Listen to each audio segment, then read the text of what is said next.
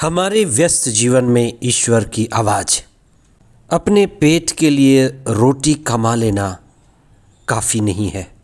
मकान बना लेना, ऑफिस बना लेना पर्याप्त नहीं है। सारे संसाधन को जुटा लेना भी काफ़ी नहीं है। हमें इस जीवन को जीते हुए अनंत जीवन का अनुभव करना है। चेतना को जगानी है, ईश्वर को पाना है। यही परम लक्ष्य है। आज हम इस पर चिंतन करें। 18 जनवरी 2025 सामान्य सप्ताह, शनिवार।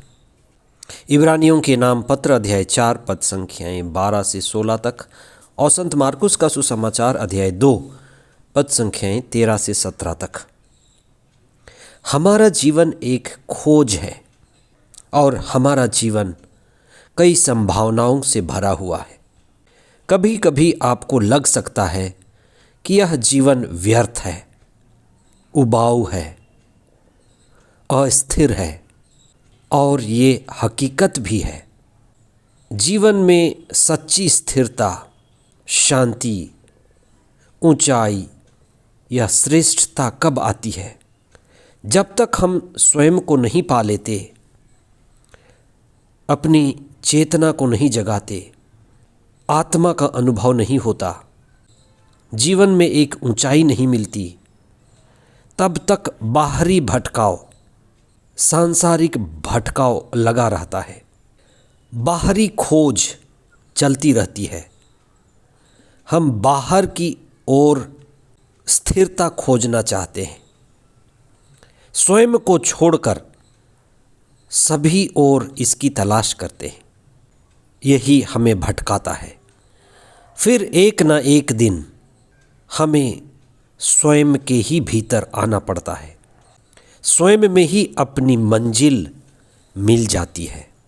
इसीलिए स्वयं को पाना सब कुछ पाना है।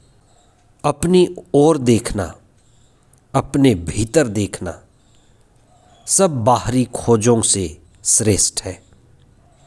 आज के सुसमाचार में ईसा ने एक धनी व्यक्ति, चुंगी लेने वाला, एक बड़ा सफल व्यक्ति को देखा और ईसा अपने कार्य में सहयोग के लिए उस व्यक्ति को बुलाया।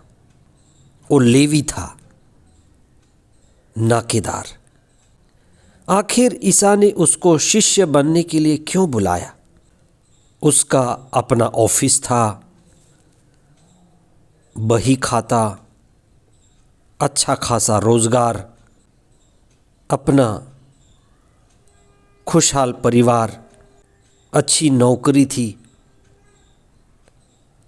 ईसा ने उसे छोड़कर अपने पीछे चलने के लिए क्यों कहा?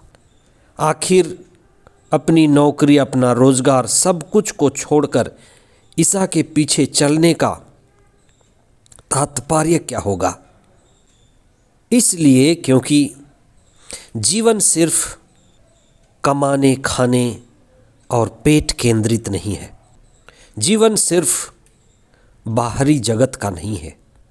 हमें यह जीवन मिला है कि हम शरीर का, मन का, संसाधनों का सदुपयोग करें और मुक्ति पाएं। हमारा लक्ष्य मुक्ति है, अनंत जीवन है, आत्मा में जागना और चेतनशील होना है। हमें ईश्वर तक पहुंचने की यात्रा करनी है। ईसा के पीछे चलकर संत मती ने ईसा की संगति पाई, ईसा की शिक्षा के द्वारा प्रज्ञा और अनंत जीवन का अनुभव पाया। इसीलिए जो सुसमाचार उसने लिखा, उसमें बड़ी गहराई देखी जा सकती है। लेवी ने मुक्तिदाता प्रभु ईसा को पाया और अपने जीवन में अमरता का अनुभव किया, पूर्णता का अनुभव किया। और यही अमरता और पूर्णता का अनुभव उन्होंने अपने मित्रों को भी देना चाहा। इसलिए जो धन संपत्ति उसके पास बाकी था, उस धन संपत्ति का उन्होंने भोज दिया, सदुपयोग किया।